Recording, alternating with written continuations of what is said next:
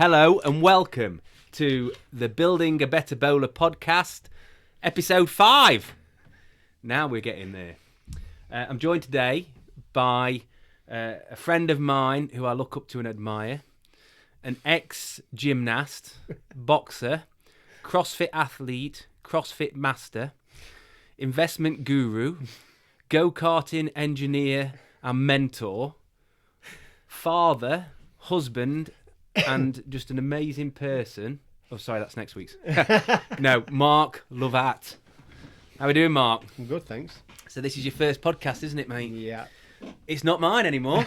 It's not my first one, so I'm getting a little bit more confident at which buttons to press and how to get it loaded up. But we are on episode 5, and coming today we're going to have a chat about a few different things.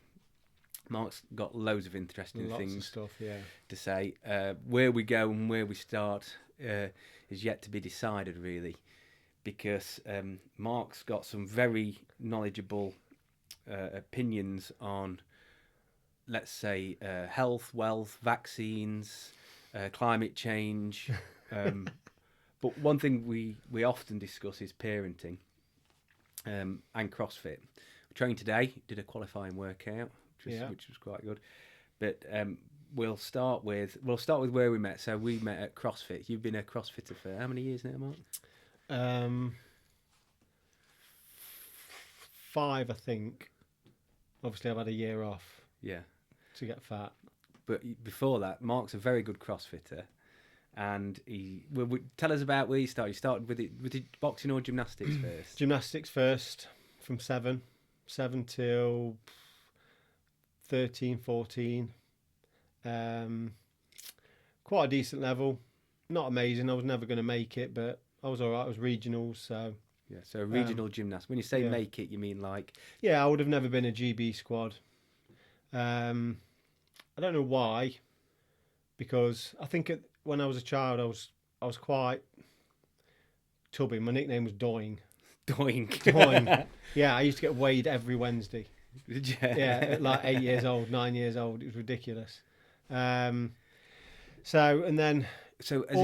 you were a chubby gymnast? I wouldn't say chubby. Yeah. I wouldn't say chubby at all. I've never looked at a childhood photo and saw that I was chubby.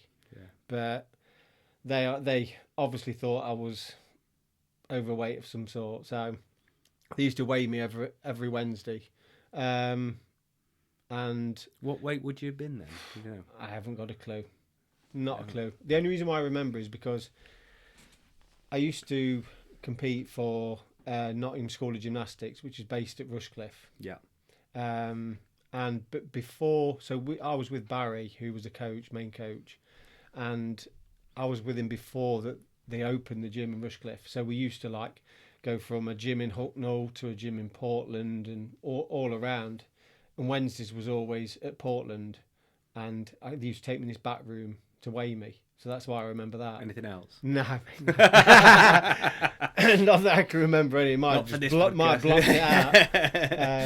Come here, little boy. Yeah. So, but all the other lads were smaller than me, but now fully enough, they're bigger. Trim him down before he gets into the special. But now they're bigger.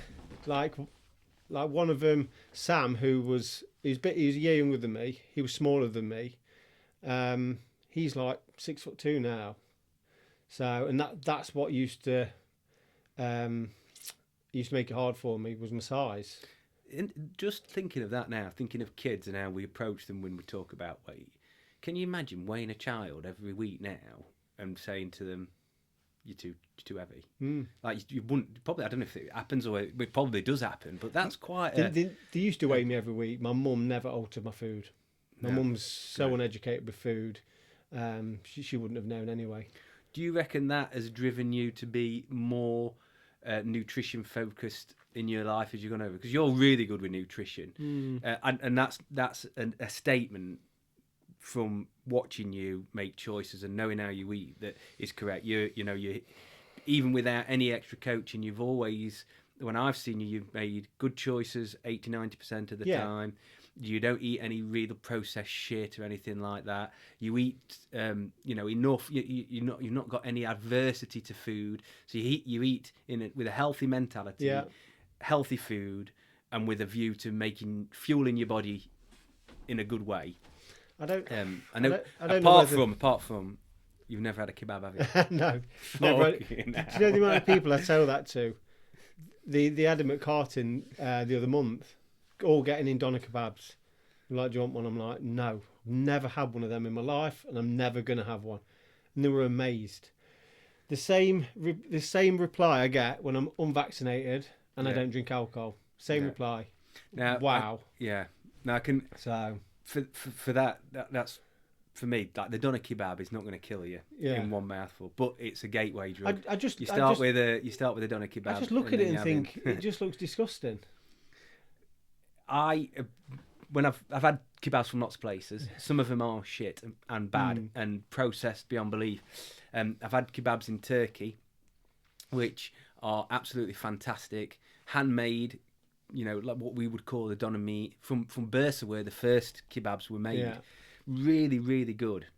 Completely different texture to the processed stuff. It's a little bit like when you make your own breaded chicken burger and you cut into it, compared to a shop bought burger that you cut into, and you go, that doesn't even look like chicken.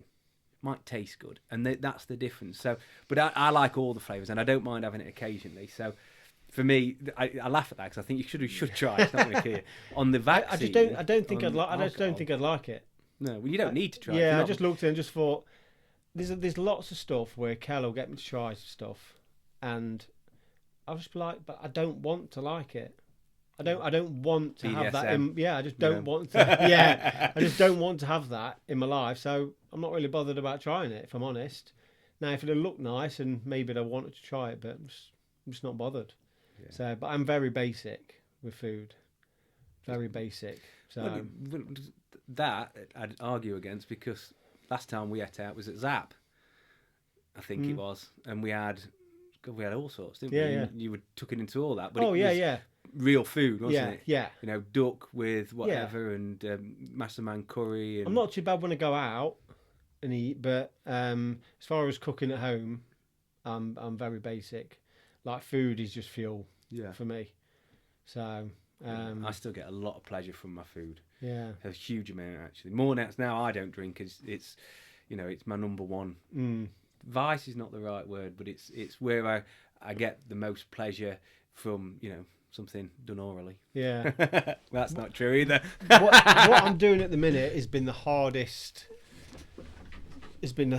form of eating for me, which is overeating. Yeah, so that's been hard for me. What people on the podcast won't know is Mark's got a nutrition coach now. Yeah. And he's always been really lean when I've known him. Strong, lean, athletic, like you would imagine a gymnast to look. Never mind a master's ex-gymnast. And a CrossFitter. Dead strong, dead fit. He's got a good physique. And now he's had this nutrition coach, and he's trying to gain strength and size, really. Well, strength is the goal, isn't it? Yeah. So Mark will tell you a little bit more about that.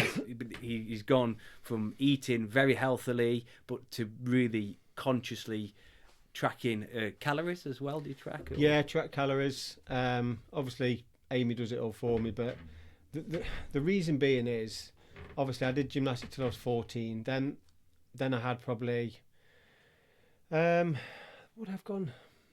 I think I may have had like a few years off, not really doing anything, just maybe playing rugby at school and stuff like that.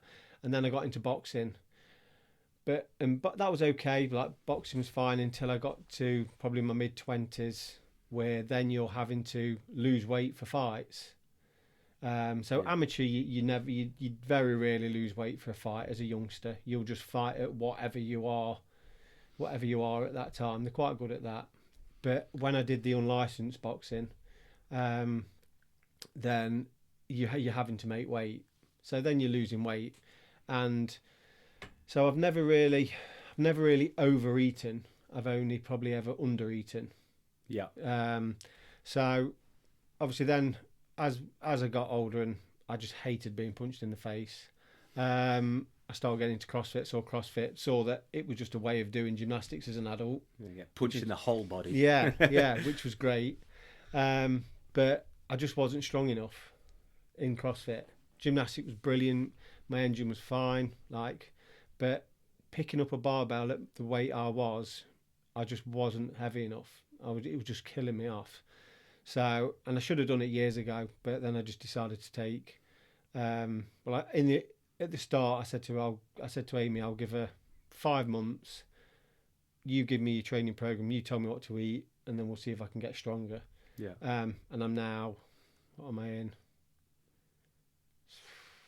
8 months.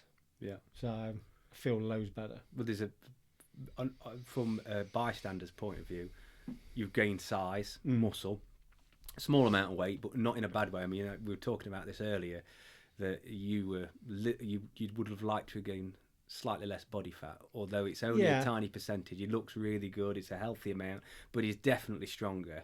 And I'm going the opposite way. I'm trying to lose body fat and weight, and probably need to be more conscious because I'm not doing it as structured as Mark's gaining it or has lost it or what have you. But he is gaining weight, got stronger, and probably overall your performance is better. You need to, if you wanted to be at your peak, you need to do more CrossFit based workouts. That's all, isn't it? Which would come quite quickly, I think.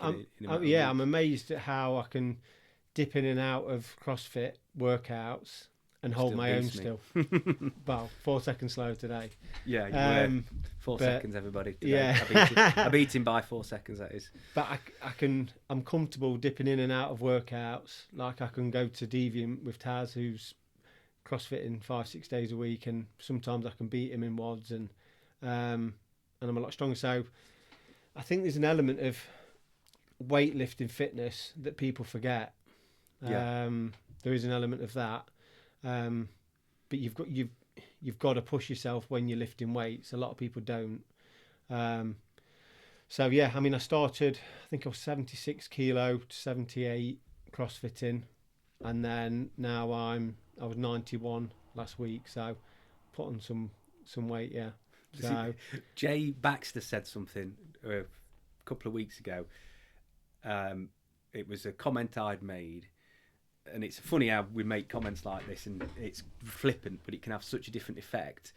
And it's really apparent when we're sat across the table from each other. So I'd said, "Oh, you look like you've lost weight," and I can't remember who I said it to, but they went, "Have I?" And the two reactions are, "You're really pleased that you've lost weight," or "really gutted that you've lost weight." Yeah. Like half of the male population are trying to gain weight, and bulk up, and the other half are trying to lose it. Yeah. And it shows so much about you by the reaction to that comment, although it shouldn't be used anyway, but a flippant comment like that. If you're wanting to gain weight and somebody says, "Oh, you look like you've lost weight," or you're trying to build, you're absolutely gutted. You're working so hard to do it. Where on the other hand, if someone saying, "Oh, you look like what's that?" Well, thanks. It's I mean, the downlighting. At the start, I was saying like that CrossFit wasn't allowing me to put that weight on. I was doing too much CrossFit, and I still think you can do too much, if I'm honest. Yeah, as we get older, you've got to be so much more mindful of your recovery, because if you're not, you pick up niggles. Yeah. You're not really getting it. You plateau quite often from overtraining as well. Yeah. I'm a big culprit of that.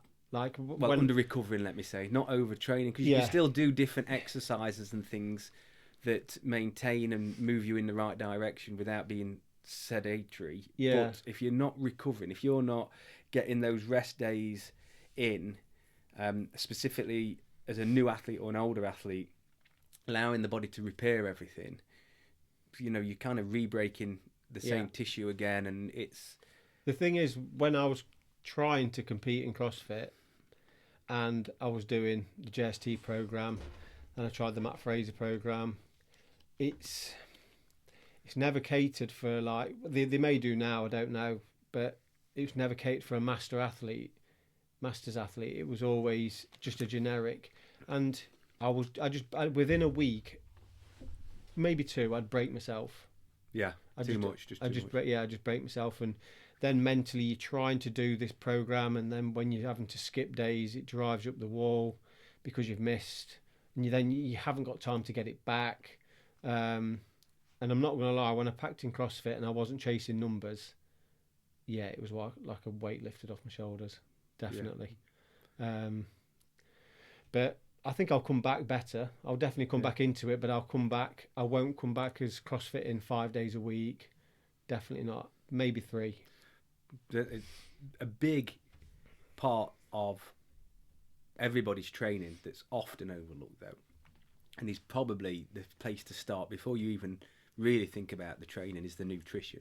Yeah. And yours has been good, which has helped massively, but now it's even better and you're seeing the improvements. And I think so many CrossFitters, especially young lads who are not going to be elite or maybe will be, but feel that they've got something to prove, or they go in and they're training. And the nutrition side for CrossFit, for any sport, for young kids is majorly important. I believe really where we need more info and to start thinking of both our kids, we're knowledgeable enough to give them some good dietary advice. Not that they follow it all the way. Yeah. They don't, do they? No, but they still maybe doing 70-80% of it, which is so much more than lots of other kids. And when you see children who go to high levels in sport, one of the first things that they get is a nutrition coach and a change to their diet, which is improving their performance and recovery. You say that, though, about obviously Archie's into karting, hopefully high level. I try and give him advice on his nutrition. He takes it sometimes, depending on what mood he's in. He'll take it, but then he'll say to me, "Well, you used to eat this when you was younger," and I try and explain to him that my mum was uneducated. Like, she had no clue about nutrition at all. She just made me meals and that's it. I ate what I ate. But I was talking to Callum yesterday, who runs Archie's kart team, and I was trying to help him lose some weight.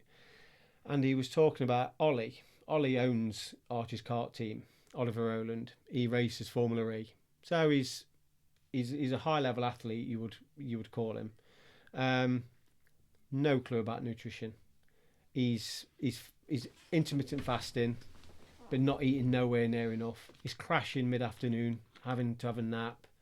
Like I was saying to Callum yesterday, how has he not got a nutritionist? Like, how? I just don't understand because someone at that level. He is. I would say a lot of people look at it as a sportsman because he's doing a sport, but don't realise the toll on that body, which makes him an athlete within that sport. If there's a distinction, that's mine, is that a lot of people go, "Oh, these are sports people," but to be a sportsman, you've got to be an athlete within that sport, haven't you? And that's when you've got to make the change, and to become the best of you is nutrition again, isn't it? So the toll on somebody's body doing a race, before a race, after a race, but during it, they're trying to make them stronger in karts, aren't they? Like, they strengthen the neck, strengthen the body, give them stamina, and make sure your mind's firing. So it is a bit of it, especially at that level. I cannot recommend a nutritionist enough. Like, I used to think that I knew what I was doing, eating what I ate. The best coaches still have coaches, don't they? Yeah, like Amy, who's obviously my nutrition coach, and Kel's, she has her own coach. So, but it's also someone to answer to every week as well. Makes you accountable. The same in business. Top business people, top CEOs of all levels have business coaches, mentors. Exactly the same thing. Make you accountable on the tough days. To rein you quite a lot. Often you may know what to do, but you don't do it. You're not disciplined, or just to give you another perspective. I'm moving more and more towards that in lots of different areas. Is having somebody who knows more the same, or with more discipline than me, to mentor me in whatever area. For me, it's money well spent. And anybody who's trying to do anything with the nutrition or weight or training, for me, that's the first route they should go down. And then the training will follow, definitely. The training's just a bit more. You've just got to be consistent, and I think then that'll come. But the nutrition's key. Where you feel more energised. Yeah, you'll see better results You've quicker. got to know where you're at with what food you're eating. Definitely. The thing is, with the food side for our parents, I think a lot of them did it for price and convenience, which is the case for many people now. Still, we're fortunate maybe that we're devoted to living better lives and being healthier. So the food is a big part of that. So we share that with the family. But many families aren't. They're not there yet, or don't want to get there yet, or have different priorities financially, time-wise. So they don't make fresh food, which is a good start because you start understanding, and buy for convenience and price. And when you look at price and convenience, it's packaged, processed, crap food, unfortunately. Yeah. And see, well, if you want to feed a kid's breakfast or family's breakfast, for about £2, you get 2 boxes of cereal, and a few more pounds has got milk and honey or sugar. That's every day. If you want to eat bacon and eggs every day, or eggs and some vegetables every day, you're talking triple that, and the time involved in making that. Then if you go organic, yeah, even more. Well, something coming up soon on the podcast, we'll be talking about farm to fork foods, starting with probably lamb and then moving into other areas. I'm a massive advocate for well-produced meat. I don't think you need to eat tons of meat, but you need to eat proteins, eggs, meat, or fish. But I like to think that it's quality because you're getting more nutrients, the animals are better, there's a better environmental impact. Yeah. But it's more expensive. Yeah. It's more expensive by a long way. Like, for me, I've tried to go vegan. I tried it while I was CrossFitting, and maybe I needed someone to help me on it, because as soon as you need to eat so much more, but then you've got to look at all these fake meats. That's processed again, isn't it? That's terrible. The good thing with veganism, when it starts, is people make natural, wholesome meals from real foods because they couldn't buy them. So you've got all good foods going into a dish, variety if you're lucky as well, and it's real food. Then when you go and see fake meats, these are more processed. You know, I know we need to feed the world, and that's something I've got to get my head round in depth. But for me, if you eat real fruit, real vegetables, real first, let's call it first generation carbohydrates like rice, potato, and then the good meats, fats, and it's all real foods. Genuine food, not something processed. Yeah. You can't go far wrong from that as a very good start. As soon as it starts being processed, it changes the whole calorific and nutrient makeup of foods. And then that's where a lot of the problems come from. Inflammation. Yeah. Inflammation is big. But it's the cost. Yeah. It's the cost thing as well, isn't it? See, I'm not particularly happy with what I eat at the moment. But because I have to eat so much, like the 7 Weetabix I've just had. I know, I took a picture of that. 7 Weetabix and honey in a bowl after training. I'm not happy with that. But what are you not happy with? The fact you've got a massive bowl of 7 Weetabix, or that your bowl wasn't big enough to get 8? I'm just not happy that I'm eating 7 Weetabix. But on the other hand, I'm in a process. I'm trying to get to a goal. The goal's 95 kilo. Once I get to that goal and I can maintain it for however long Amy wants me to maintain it for, then I'll probably try and start to clean it up. Yeah. Like it's more of a convenience eating for me. Like I don't eat clean. Like I'll eat bagels in the afternoon, and I'll probably have 3 or 4 bagels a day, thick Warburton's bagels. See, that's where it goes against. So the Weetabix in the morning goes against most of what I kind of understand. Yeah. But you do it in a timed way, though, don't you? So it's straight after training. Yeah. It's arguably cleaner than a lot of cereals. Yeah. Because the other option you sometimes have, correct me if I'm wrong, is plain Rice Krispies. Is that right? Or cornflakes. Or cornflakes. So now sometimes I'll become. I feel as if I become wheat intolerant sometimes. So the Weetabix will give me acid. Yeah. So then but I think it depends on what I've eaten and when I eat it. So sometimes I'll have cornflakes, but you try and pour out a bowl of 150 gram of cornflakes. It's a lot. It's a big bowl. Because I know what 30-gram portion looks like. It's not enough. 60 grams is a good portion. Yeah, it's a big bowl. bowl. So you're more than just over doubling that. Yeah. That is, It's a big bowl. So the Weetabix are a bit more dense. So that's why I have them. I have the bagels through convenience, just to try and mix it up, because I'm not as dedicated as probably some people think I am. But what would you change that for? For that amount of carbs, what would you change the Weetabix? You've got if you want a clean carbohydrate. If we to say use the word clean, I've made this term up first generation. No. So it would be rice, it would be potato, or what would be? I mean, pasta's not. Quinoa, I suppose, lentils. Yeah. I've never asked a question.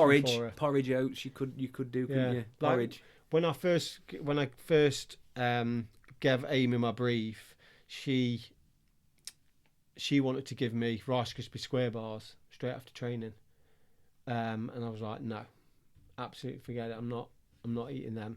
So, in her probably in her eyes, I'm a cleaner eater than a lot of her clients, because for some reason you'll go into bodybuilding gyms now and they'll sell these Rice Krispie bars over the counter, and they're just banging them down like one after the other.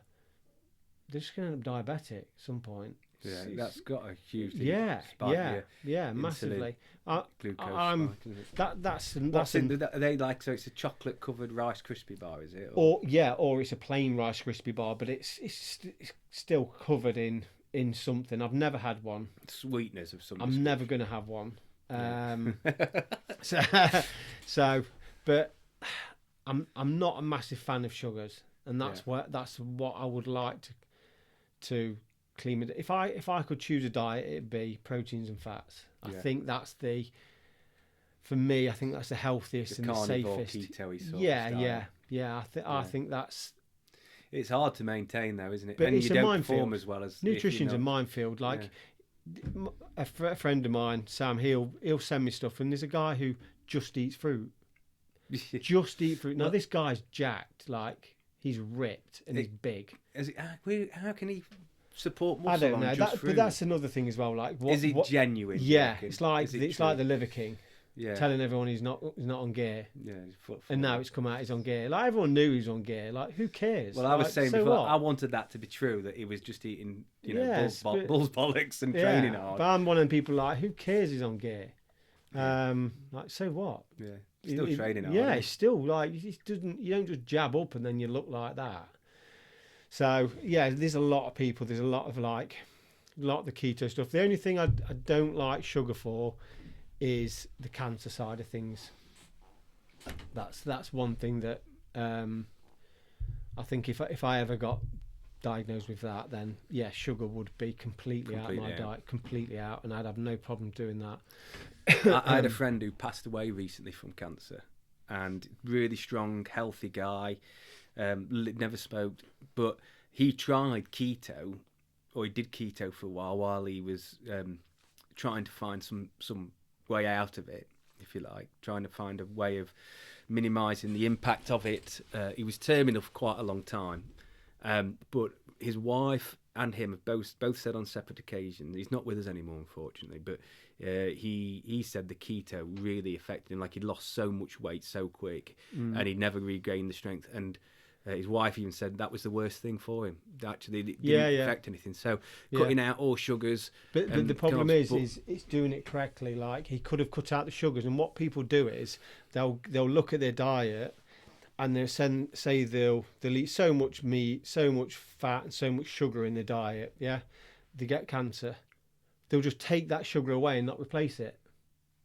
Yeah. Do you understand what I mean? So he's actually not eating enough then. You're going to have fats. You've got to replace it. True keto is a huge amount of fats, shockingly amount. When you actually start adding your calories up. It's like me going vegan, and I did it in the open actually, and it knackered me up in the open towards the end. I just ended up getting ill, but it's because I swapped these foods out for a less calorie food, and I didn't replace it.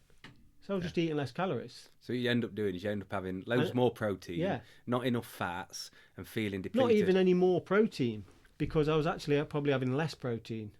Right. Because, I know people say that the broccoli's got loads of protein, but the amount of broccoli you have to eat to get the right amount is ridiculous. Sorry. You're vegan, not. So going back to your friend, it probably. But if he'd have had a proper nutritionist on that, they would have altered his diet, so we still would have been able to get the energy, and then that's a true reading of whether it helps or not. Yeah. It's still, I know the jury's still out on that whole sort of theory. Well, but it's not as simple as I used to think it was as simple as cancer feeds on sugars, basically glucose. But when you eat other foods, it also converts into glucose. Yes. So you're feeding it anyway. So it's a hard one, isn't it? Yeah. There's so much. It's a minefield around that. But just on going on to nutrition, obviously you're a gymnast. You didn't have a specific nutritional plan then. Oh no. But it's something that stayed with you and it's helped you do well. If you're looking at a young, Archie Lovett now, yeah, and for me to say to Mike is something that I would love them to do gymnastics. Yeah, not interested. We tried Archie. You would get so much out of it. Yeah, if I could take myself back and do gymnastics, honestly, whether you do CrossFit or not, there's so many. Gains and crossovers from being able to do gymnastics, all down to doing rig work where you can do chin-ups and you can do ring work, to when we went on holiday and Mark pulls out a double backflip. That shit's impressive. Do you know what I mean? But even without just doing it to impress your mates, it's how that's the most important bit, right?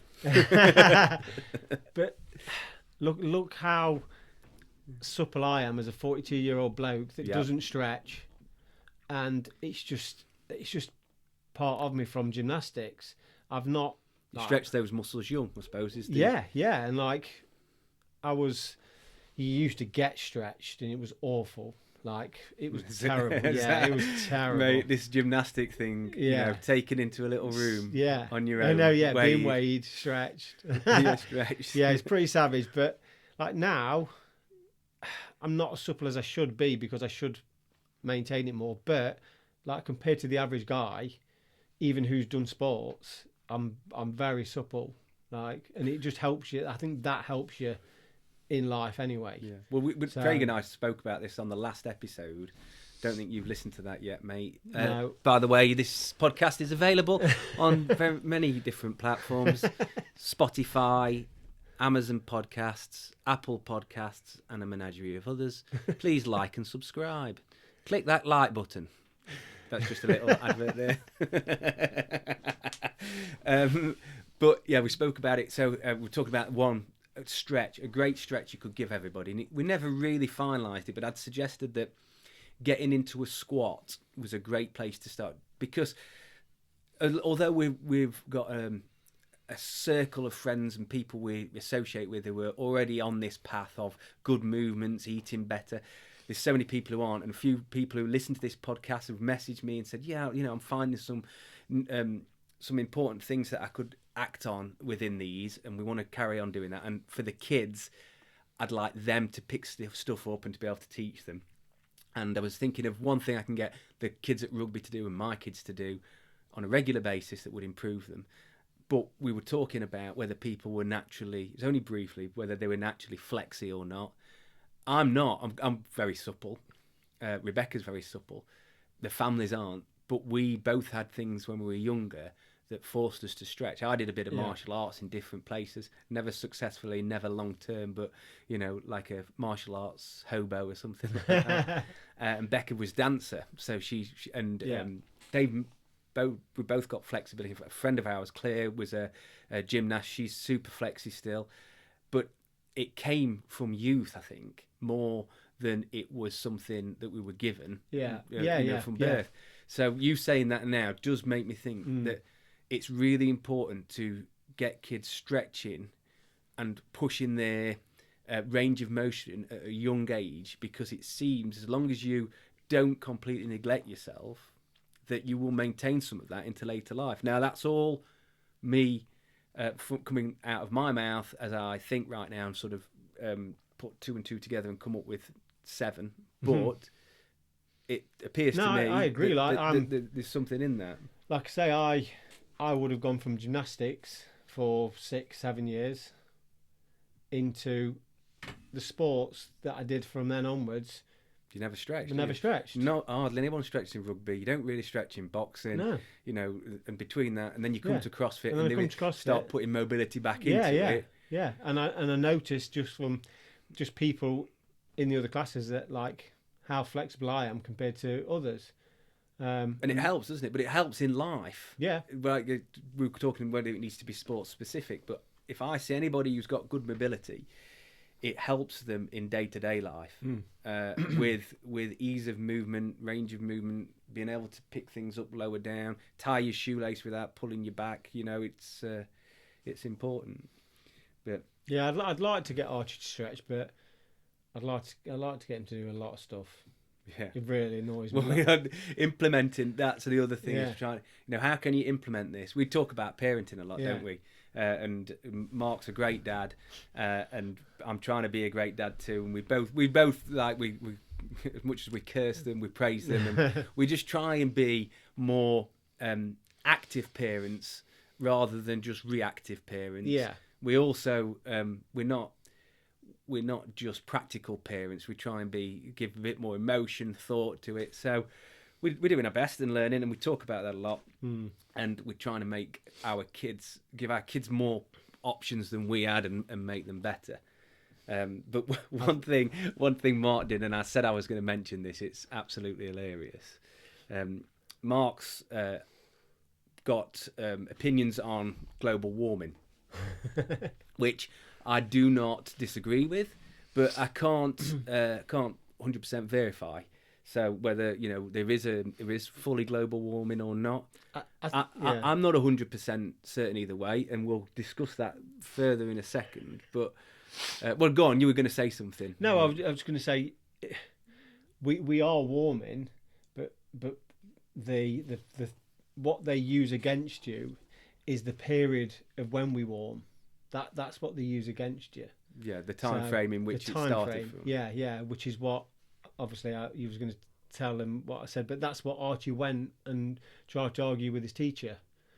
So Archie's Mark's son, and he got given a piece of homework, which was entitled Climate Change. Yeah.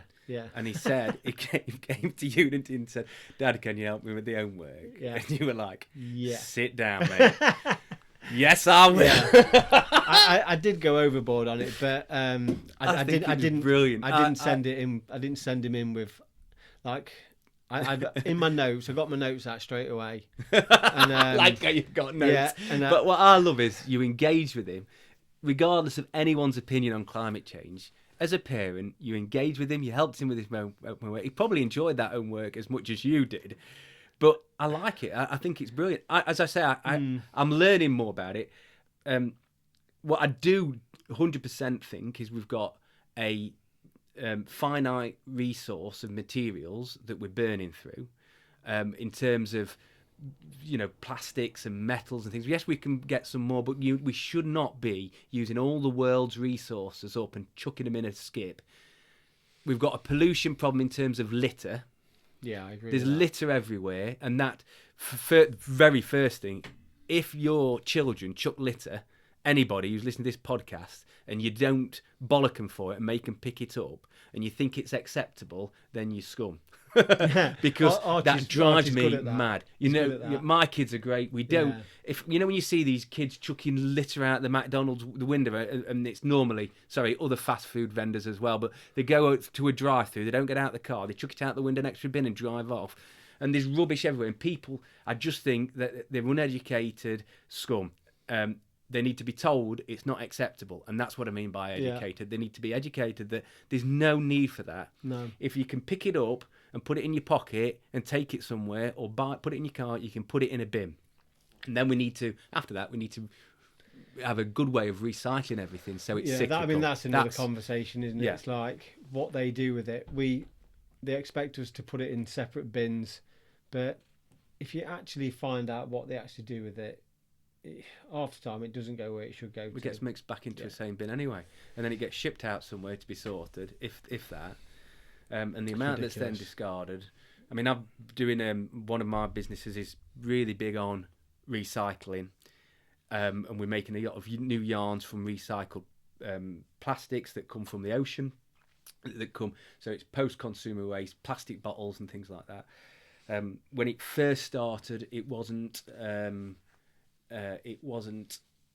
audited supply route for many other suppliers. So there was lots of variations in what was coming through in terms of where the plastic comes from. Now there's industry bodies that govern that and make sure it's done properly, and it's really good. But what nobody really tells you is most of the time it takes more energy to produce a recycled product than it does to produce a virgin product in its raw material form. So when you get, for instance, anything that comes from oil or petrol, because it was an expensive commodity, that's they really refine that process. So a virgin polyester yarn, which I can talk about quite confidently, is very, very well.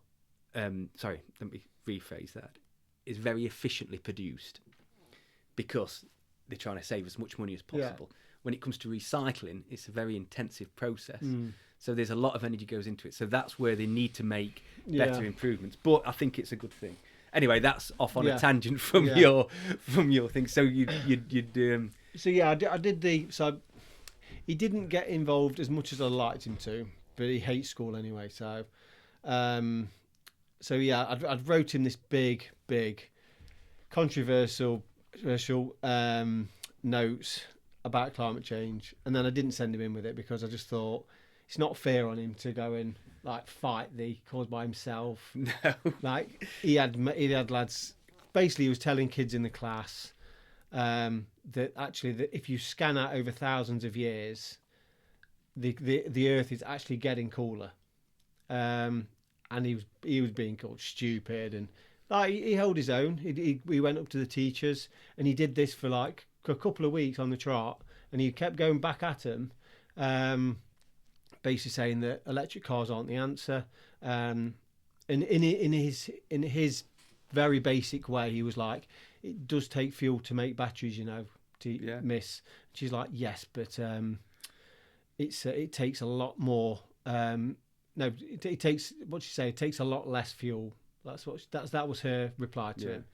And then the truth is, the teachers don't know or can't argue either way, so they go with what's been told to be taught. We could get onto schools and what I think of schools, but and I'll tell you what I think of them in a minute. But then he went in the week after and basically said to his teacher, "You do realise that if you look at a graph from thousands of years, that we're actually getting cooler."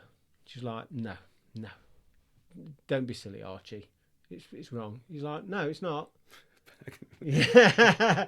So he's like, fair play to him. Yeah. Like, and he'd come back to me. He'd say, "I tried to tell her today, Dad, but she wasn't listening." I'm like, but I don't. Do you know what? So, firstly, I think that school should go, okay, well, I'm glad there's a second opinion. Why can't they debate it? Yeah, absolutely. So you've got a second opinion, and we welcome that. We welcome a second opinion, and you haven't all got to agree, but this is what we're teaching you. And the fact you're informing yourself shows more of a credible approach to this task than just writing down 10 facts you've learnt off the internet, because that's just copying down. So they should have commended that. Yeah. But then, like with the global warming, obviously we need a certain amount of carbon in the atmosphere. The more carbon, the better and faster the trees grow. There was a guy actually who was saying that I think from the year 2000 we are 15% greener. There's a lot of stuff that you get told on the news. Just and it's just to brainwash you. Like, I've tried to have a conversation with my father-in-law about this the other week, and to be quite honest with you, I was in a bit of a bad mood. Very rarely for me, not just niggling, and I could tell he he always wants an argument, so I just gave him an argument about climate change. And I was trying to say to him that we're not in like this climate change emergency. It's not an emergency. We are getting cooler, and the likelihood that we're going to go into an ice age is a lot more likely than the planet's going to just boil up and we're just going to get far too warm. Like, if you look at trends, we're going to hit an ice age at some point, and all we're doing is we're just warming from the last ice age. So, and me and him was arguing about it, and he was completely brainwashed into how. And I know the problem is, and the reason why I say brainwashed is because he's never looked anything for himself, never looked it up himself, never investigated himself, never done his own research. All he's done is just listen to the news. Well, we all have a favourite news channel, a favourite news source, so you do create an understanding from what they publish, and they've all got vested interests. But when you look at the main media, not social media, but the main media sources in the UK, like the BBC, you're laughing. I hate it. I know, but when you look at it, they structure their news to a certain amount of people with a certain, not doctrine, but restriction on what they say, with a certain narrative. And it's biased. Completely biased. But they're all biased. But what I'm going to do, I'm going to nip to the loo, and this is going to be the end of this episode, and we're going to go into another episode straight away. So I'll go for a pee, and then we can move on. So there'll be like a cliffhanger. So thank you for your time on episode 2. We're going to do episode 3 in a minute, but we won't publish that. Sorry, that's not episode 2, episode 5. So we'll do episode 6 in a second. We won't publish it yet. So, Mark, thank you for your time today and for in a few minutes. That's been episode 5 of Building a Better Bowler podcast. Boom! How long have we been on? 47 minutes. Okay.